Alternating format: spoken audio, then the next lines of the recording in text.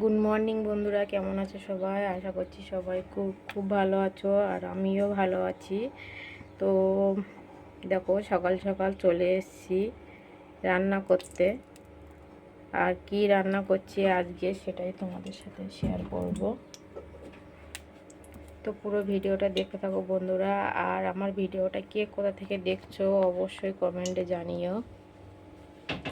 তো এখানে দেখো, আমার কড়াটা গরম হয়ে গেছে। এবার তেলটা এখানে দিয়েই দিয়েছি। আমি সব সময় না সাদা তেল দিয়েই রান্না করি বন্ধুরা। সর্ষের তেল মানে কম খাই, তো সর্ষের তেল যখন মাংস রান্না হয় তখনই সর্ষের তেলটা খাই। এই দেখো, এখানে পেঁয়াজ কাঁচা লঙ্কা কেটে নিয়েছি, টমেটো কুচি। আর এই দেখো, এখানে আদা রসুন বাটা রয়েছে। এটা কালকে রাতে যখন মশলা করেছিলাম মাছ রান্না করার সময়, তখন এটা বেটে রেখেছিলাম বেশি করে, তো সকালে রান্না করব বলে। আর এখানে এই দেখো, আলু কেটে রেখেছি। তো চলো দেখতে থাকো ভিডিওটা। প্রথমে আমি দিয়ে দিচ্ছি আলু।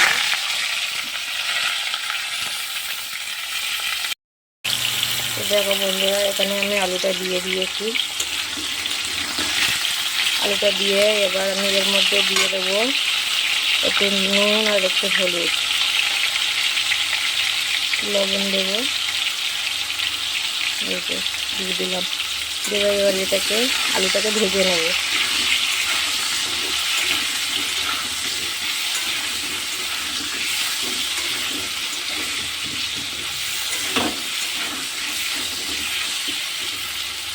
সুন্দর করে আলুটাকে ভেজে নেবো লাল লাল করে একটু।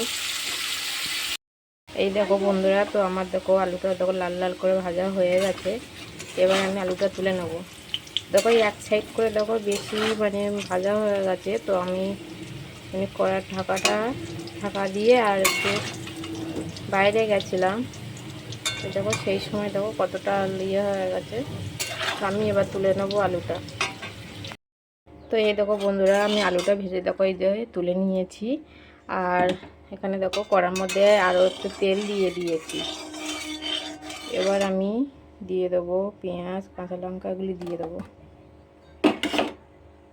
এই যে দেখো, কাঁচা লঙ্কা আর পেঁয়াজটা না আমি হাতে করেই তুলছি, কারণ এক হাতে আমি ক্যামেরা করছি আর এক হাত দিয়ে কাঁচা লঙ্কা পেঁয়াজটা দিতে হচ্ছে। কারণ যে খুন্তি দিয়ে পেঁয়াজ কাঁচা লঙ্কাটা দেবো, এক হাতেই করছি, তো খুব অসুবিধা হচ্ছে, তার জন্য হাতে করে তুলে দিলাম। পেঁয়াজ আর কাঁচা লঙ্কাটা একটু লাল লাল করে ভেজে নেবো এবার।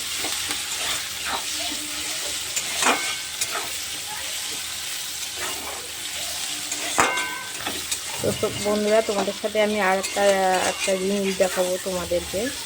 তো চলো ওটা দেখাই, আর পেঁয়াজটা ভাজা হতে থাকুক। তো চলো,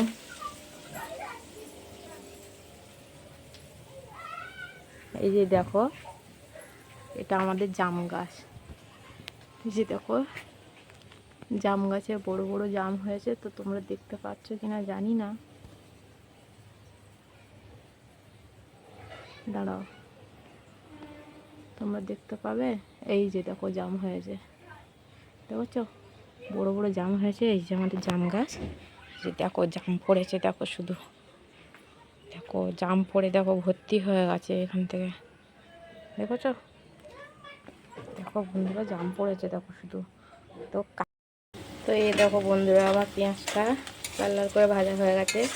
আর তোমাদেরকে তো দেখালাম জাম। কাদের বাড়ি জাম গাছ আছে অবশ্যই বলো কমেন্টে। এই যে দেখো, এবার টমেটো দিয়ে দিয়েছি। এবার দিয়ে দেবো লবণ। যে দেখো লবণ দিয়ে দিলাম, হলুদ দেবো। লবণ আর হলুদ দিয়ে একটু জল দিয়ে দেবো, দিলে টমেটোটা কী বলতো সিদ্ধ হয়ে যাবে, গলে যাবে।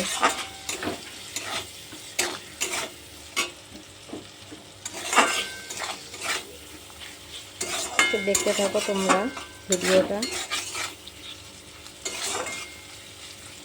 ভিডিওটা কেউ স্কিপ করবে না বন্ধুরা।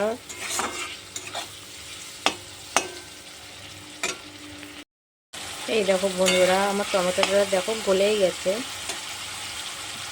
আমি অল্প একটু জল দিয়েছিলাম সামান্য। তো দেখো টমেটোটা গলে গেছে। আমি এবার দিয়ে দেবো আদা রসুন দিয়ে দেবো, এই যে রসুন বাটা, আদা বাটা দিয়ে আমি আর একটু হলুদ দেবো।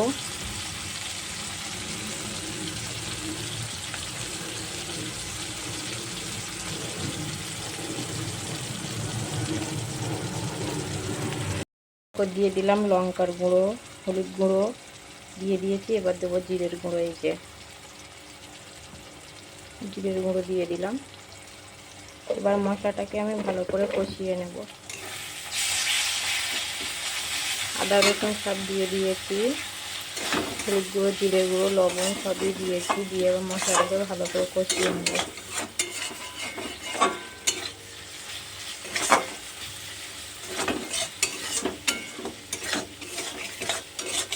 এরকম মশলাটার মধ্যে আর একটু জল দেবো।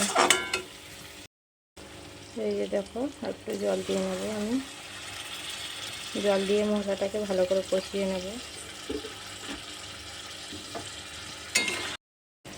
এই যে দেখো মশলাটা আমার কষানো হয়ে গেছে। আর দেখো কত সুন্দর দেখো তেল ছেড়েছে,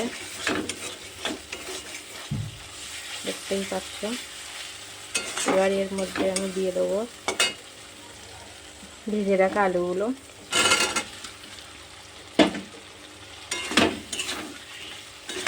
ভেজে রাখা আলুগুলো দিয়ে দিলাম। দিয়ে আর একটু নেড়ে চেড়ে কষিয়ে নেব।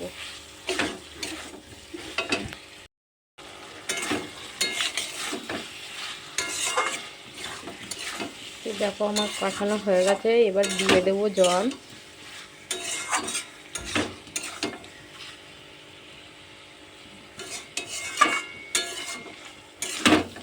এবার দিয়ে দেবো আমি জল।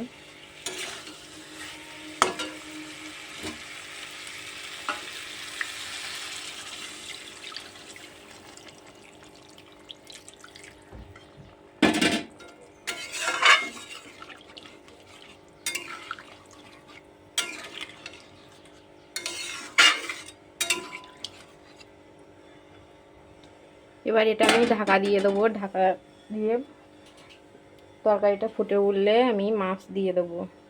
তো মাছ হচ্ছে সাইটিং মাছ। তো সাইটিং মাছ দিয়ে আলু দিয়ে রান্না করছি।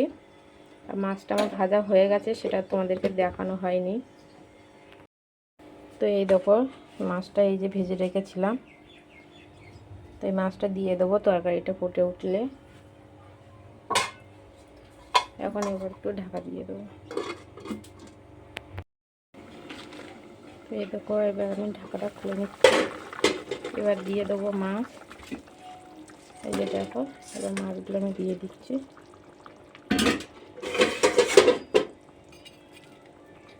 দিয়ে আবারও ঢাকা দিয়ে দেবো আমি।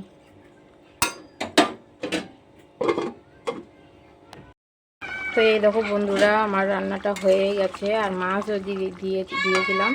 তারপরে দেখো মানে একটা দুটো আলু ভেঙেও দিয়েছি। একটা দুটো আলু ভেঙে না দিলে না আমার আবার ভালো লাগে না। তো ভেঙে দিয়েছি। দিয়ে এবার দেবো আমি একটু গরম মশলা দিয়ে দেবো, কারণ আমার তরকারিটা হয়ে গেছে। গরম মশলা দিয়ে আর নামিয়ে নেব। যে গরম মশলাটা দিয়ে দিলাম।